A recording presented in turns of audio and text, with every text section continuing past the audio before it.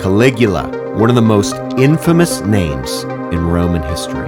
But before he became the cruel and debased monster that many people know, he actually began his reign with all signs pointing to a return to the good old days of Rome's first emperor, Augustus.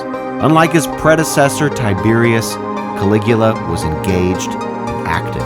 He was a princeps prepared to fulfill the calling of his office, to be an example that would provide a renewed sense of purpose to a Senate that had lost its way during the treason trials under Tiberius. But as we'll learn today, the wild optimism that began, justified as it was soon snuffed out. What was Caligula like before he became the murderous monster we all know and love? Find out on this episode of the Pax Romana podcast.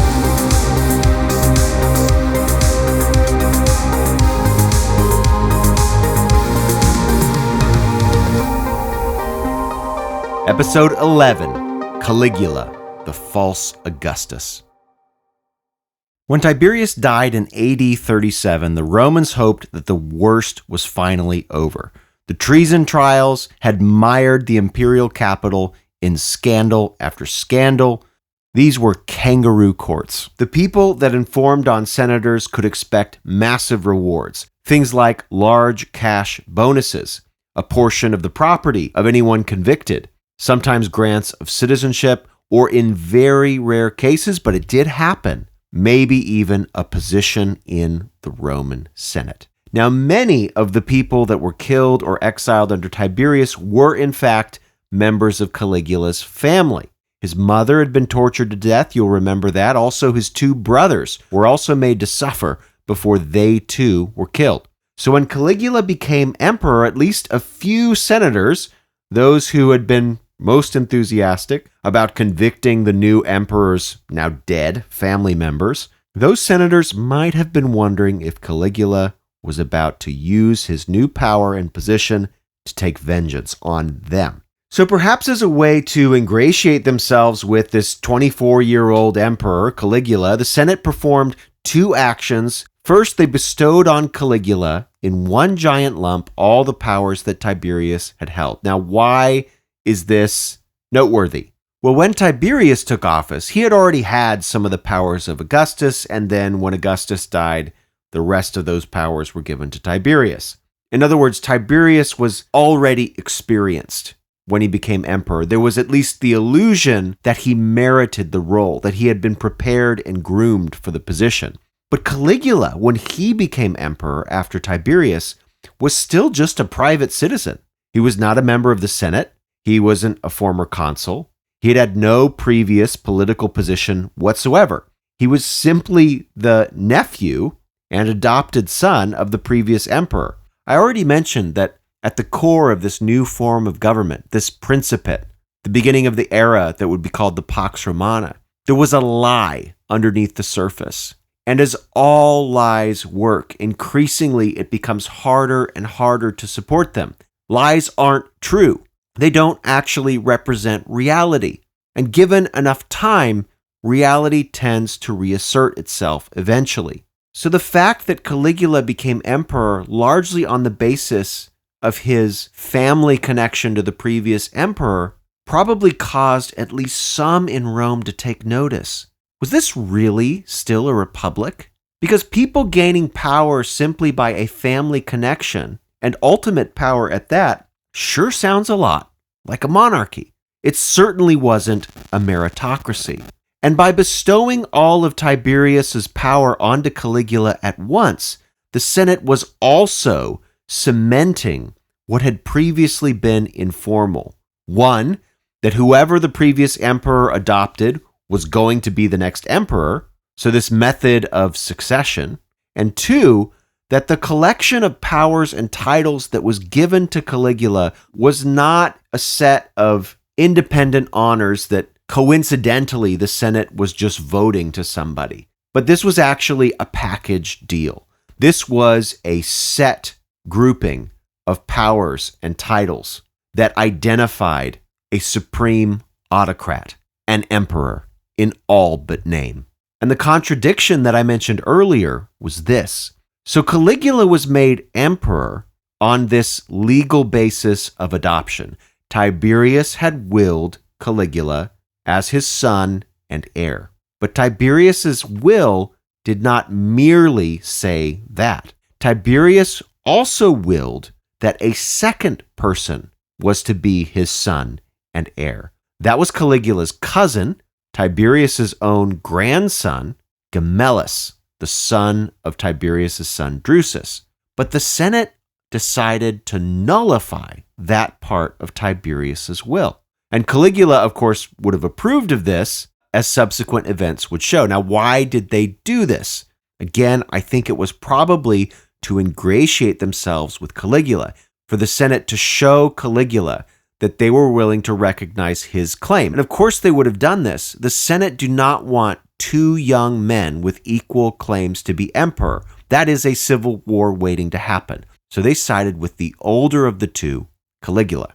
And at least at first, Caligula seemed to reciprocate that goodwill. He seemed willing to act as a kind of moderate and predictable princeps, and one who knew his role in the new political fiction that was operating during the Pax Romana. Caligula really began his reign in about the best way possible. He started passing out huge amounts of money to just about everybody in the city of Rome. All of the key groups were given something. The Praetorian Guard, for example, received a cash bonus of about a full year's salary. If you want numbers, that's 2,000 sesterces. All Roman citizens, whether rich or poor, also received a pretty sizable cash gift. We don't know the individual amounts, but we do know the total amount, at least from one ancient source. And this amount was 45 million sesterces. This is the net worth of dozens of senators. It's a huge amount. Also, for the people, he built new aqueducts to bring in fresh water to the city, and he spent money on lavish games and festivals for the population. So there was a spirit of celebration and optimism that would have flowed through the city of Rome in the wake of so much cash being spent. That's what tends to happen when a big burst of spending occurs. And we're told by one ancient source that the imperial treasury had a budget surplus of something like 2 to 3 billion sesterces when Caligula took over. But he supposedly spent so much money that that surplus was drained within the first year of his reign. And what about the nobility? He did a lot for them, at least in his first year. According to the biographer Suetonius, Caligula restored the rights of the Roman assemblies. That's the popular assemblies, the democratic element in the old Roman Republic. He allowed those assemblies to once again directly elect their magistrates. Caligula wasn't going to endorse those magistrates. He wasn't going to do as Augustus did and allow the Senate to decide the magistrates and just give the assemblies the right to ratify the Senate's choice. No, he was going to open up the democratic system again. And he was also going to allow Roman magistrates, once they were elected democratically, to act independently of himself. In other words, he was going to give them a similar degree of autonomy that they had under the Republic. Now, I'm not going to say that these actions restored the Republic. Of course, they didn't. Caligula was still in charge, but they resumed a degree of political autonomy that even Augustus had not allowed. And Caligula showed an impressive patience for even his own need to hold political office. He even respected the Senate in this way as well. Because when Caligula became emperor, there were already 2 consuls in office.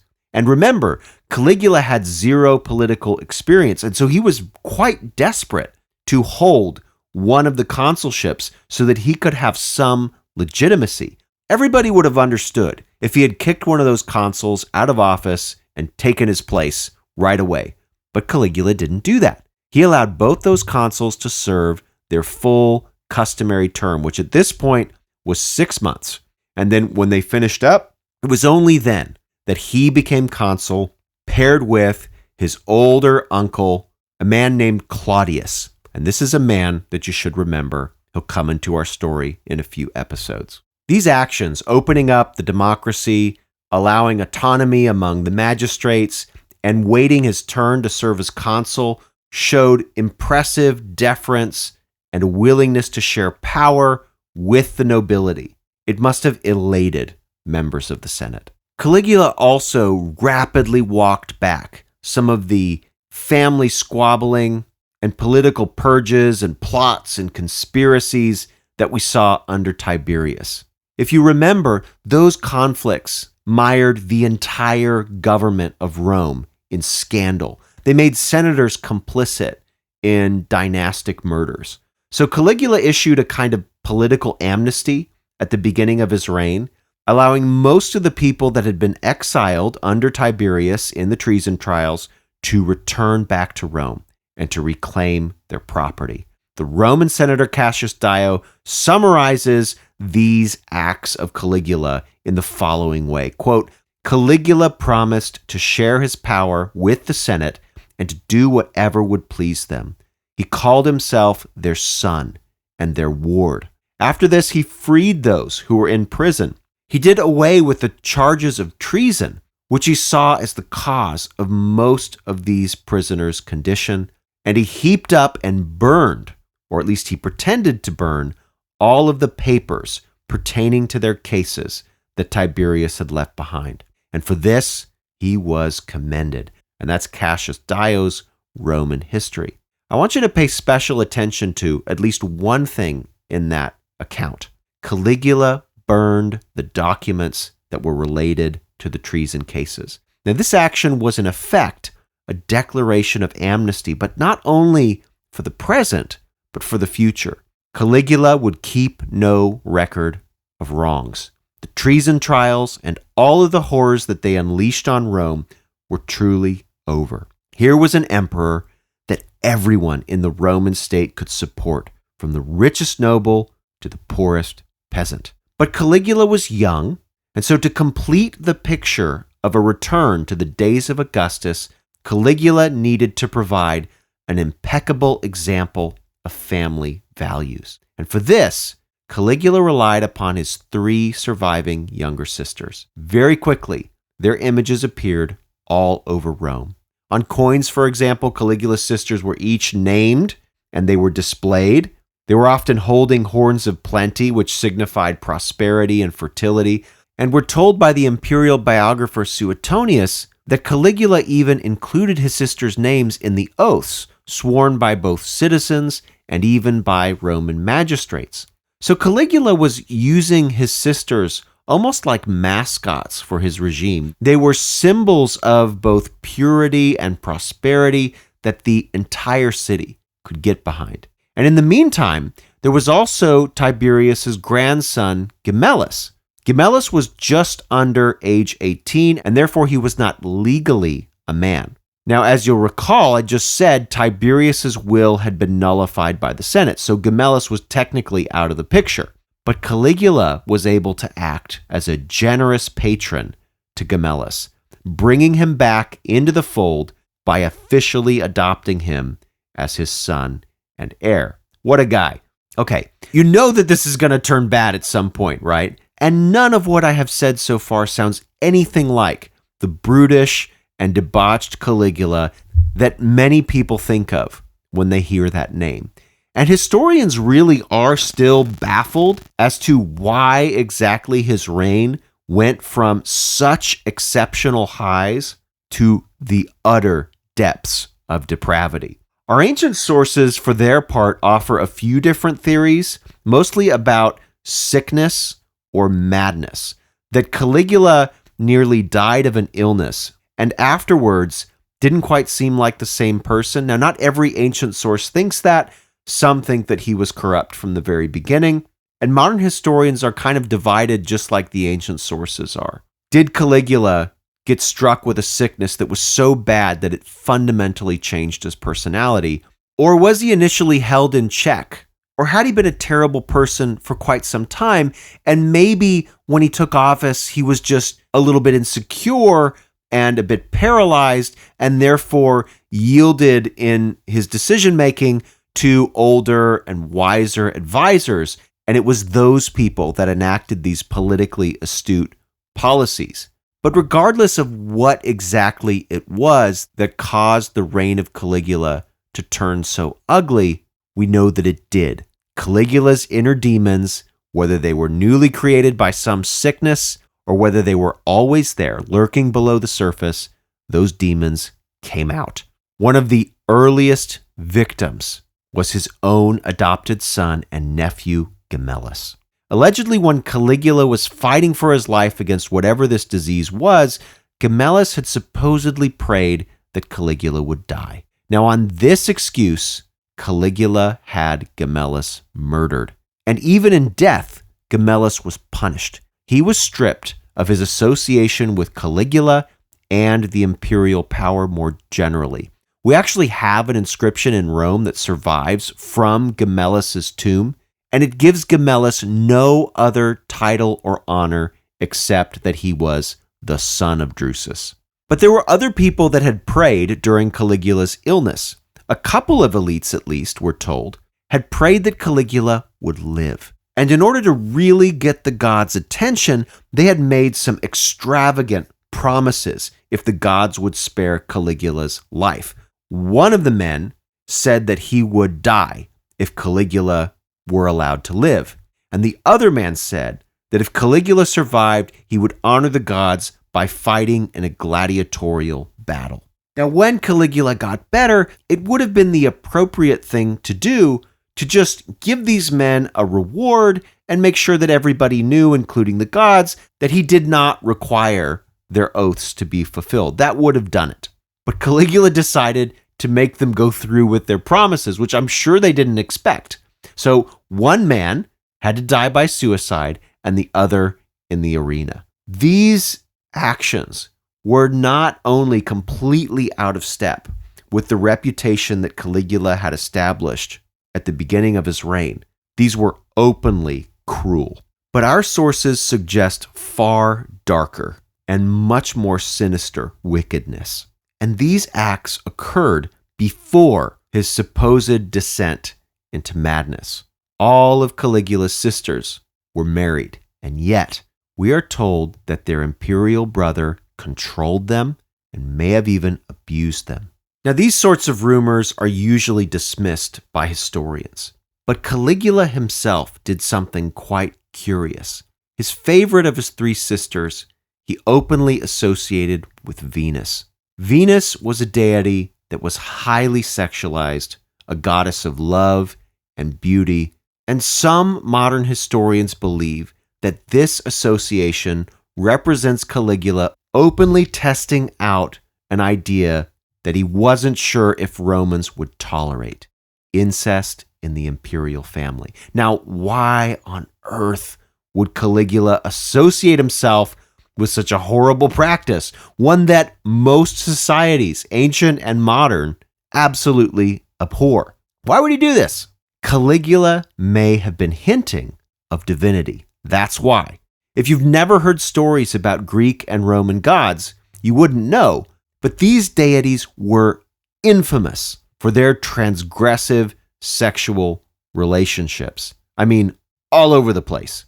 And these activities were in part what made these gods so different than mere humans. Romans would have also known that Egyptian pharaohs openly practiced incest as a way to preserve their divine bloodlines. Only a member of Pharaoh's family was worthy enough to marry Pharaoh. And Caligula may have been trying to suggest this same thing about himself. His depravity, whether it was real or just rumor, was meant to suggest that he was more than mere man. In other words, it's kind of like when Augustus became Augustus. He was taking on a name that suggested some kind of sacredness or divinity. But Caligula was taking it 5 steps further by implying that there was some kind of relationship between him and his sisters. So this is only a year into Caligula's reign, a year in which he was initially welcomed as a vast improvement over his predecessor Tiberius.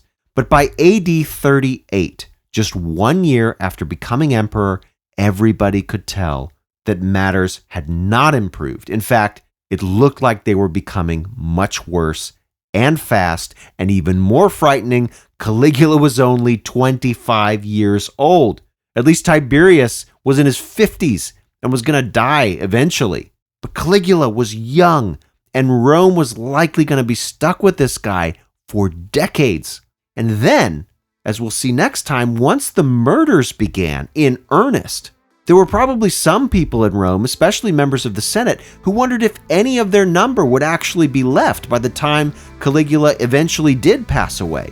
But while Caligula mocked and murdered members of the nobility, he evidently forgot who the real emperor makers were in Rome, the men with the weapons.